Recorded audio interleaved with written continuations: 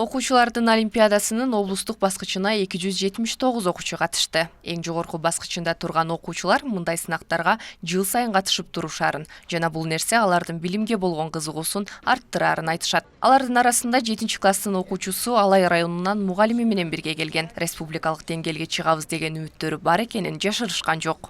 Облустук деңгээлдин өзгөчөлүгү мурункуларда незапланированныйраак болду. Көп убакыт күттүк. Буда расписаниясы менен экен. Шарттары жакшы экен облустачы. Мурункуда мындай болбоду эле. Окуучум 7-класста окуйт, эң өзгөчөлүгү эң жаш катышуучу. Кызым аябай аракетчил, өзүнүн орус тилди адабиятты аябай сүйүп, кунт коюп окуйт. Бүгүн биз облустук олимпиаданын кыргыз тили жана адабият предметине келип отурабыз. Мен Чоң Ай районунан келдим. Мен облустук турга биринчи жолу катышым. Негизи эле башкача сезимдер болуп атат. Бул облустук тур өзгөчө кыйын, татаал түзүлөт экен. Жылда райондук турга гана катышсам, быйыл облустук турга дагы катыштым. Областык тур болуп атканда бизге бир мектеп эле, бир айыл эле эмес, биз район ишенип турган учурда ошо райондун ишеничин актаганга аракет кылабыз. Анан кыргызда жакшы сөз бар, улуулар тирик болсо, жаштар эзирээк болот дейт.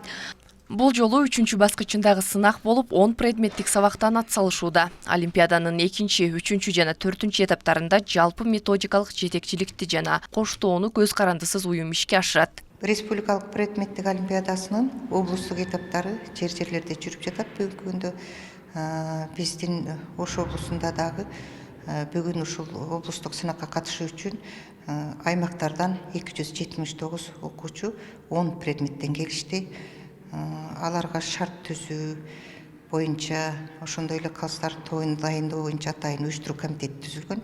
Уюштуруу комитети бүгүнкү күндө өз милдеттерин аткарып жатат. Ал эми олимпиаданы өткөрүү үчүн көз карандысыз уюм келген. Алардын өздөрүнүн администраторлору бар. Ошолор окуучуларды жайгаштырып, материалдарын берип, азыр иштеп атышат. Бүгүнкү күндө Олимпиаданын башкы максаты зээндүү мектеп окуучуларын аныктоо, алардын билимин өркүндөтүүгө, чыгармачылык жөндөмүн жана изилдөө иштерине болгон кызыгуусун арттырууга өбөлгө түзүү дешет адистер.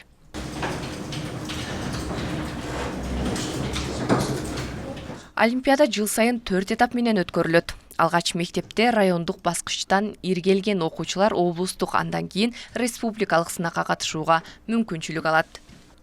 Айшагүл Элдияр кызы, Шахрух Иминжанов, Ош ТВ.